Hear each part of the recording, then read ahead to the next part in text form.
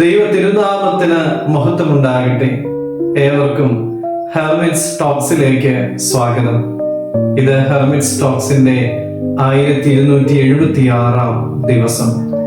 ഇന്നത്തെ പ്രഭാത ചിന്ത യിരെമ്യാ പ്രവചനം 10-ാം അധ്യായം 24-ാമത്തെ തിരുവചനമാണ്.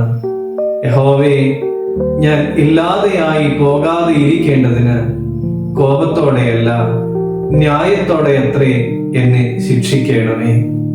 സാധാരണയായി ഒരു തെറ്റ് ചെയ്യുമ്പോൾ ശിക്ഷ കിട്ടാതിരിക്കുവാൻ വേണ്ടിയിട്ട് നമ്മളാൽ കഴിയുന്നതെല്ലാം നമ്മൾ ചെയ്യും.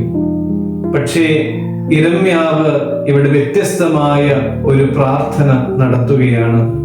ശിക്ഷിക്കരുത് എന്നല്ല, എന്നെ ശിക്ഷിക്കുമ്പോൾ ന്യായത്തോടെയും കരുണയോടെയും ശിക്ഷിക്കണമേ എന്ന് പ്രാർത്ഥിക്കുകയാണ്. ദൈവത്തിന്റെ വിശുദ്ധിയും കരുണയും തിരിച്ചറിഞ്ഞവന്റെ പ്രാർത്ഥനയാണ് അത്. യിരെമ്യാവ് തന്റെ ജനത്തിന്റെ പാപം തിരിച്ചറിഞ്ഞു. തന്റെ കുറ്റം സ്വയം ന്യായീകരിക്കുവാനായിട്ട് ശ്രമിച്ചില്ല. ഈ കുറ്റം മറ്റൊരാളുടെ മേൽ ചുമത്തുവാനും ശ്രമിച്ചില്ല.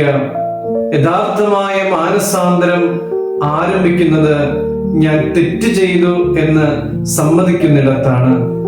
എബ്രായർ 12:6 കർത്താവ് താൻ സ്നേഹിക്കുന്നവരെ ശിക്ഷിക്കുന്നു. അത് പ്രതികാരത്തിനായല്ല, മറിച്ച് മാതാപിതാക്കൾ തങ്ങളുടെ മക്കളെ തിരുത്തുന്നത് പോലെ അത്രേ. ദൈവത്തിന്റെ കരുണയെ തിരിച്ചറിഞ്ഞവൻ ദൈവസന്നിധിയിൽ പ്രാർത്ഥിക്കുന്നു, ദൈവമേ, എന്റെ കുറ്റം ഞാൻ സമ്മതിക്കുന്നു, കരുണയോടെ എന്നെ കൈകാര്യം ചെയ്യണമേ. ഇന്നത്തെ നമ്മുടെ ആത്മപരിശോധനയും ഇത് തന്നെയാകട്ടെ. നമ്മുടെ കുറ്റങ്ങൾ ദൈവത്തിന്റെ സന്നിധിയിൽ സമർപ്പിക്കുവാൻ നമുക്ക് സാധിക്കുന്നുണ്ടോ? ദൈവം നൽകുന്ന തിരുത്തലുകളെ സ്വീകരിക്കുവാൻ നമുക്ക് സാധിക്കുന്നുണ്ടോ? പ്രിയമുള്ളവരെ, നമുക്കും ദൈവത്തിന്റെ സന്നിധിയിലേക്ക് അടുത്തു ചെല്ലാം.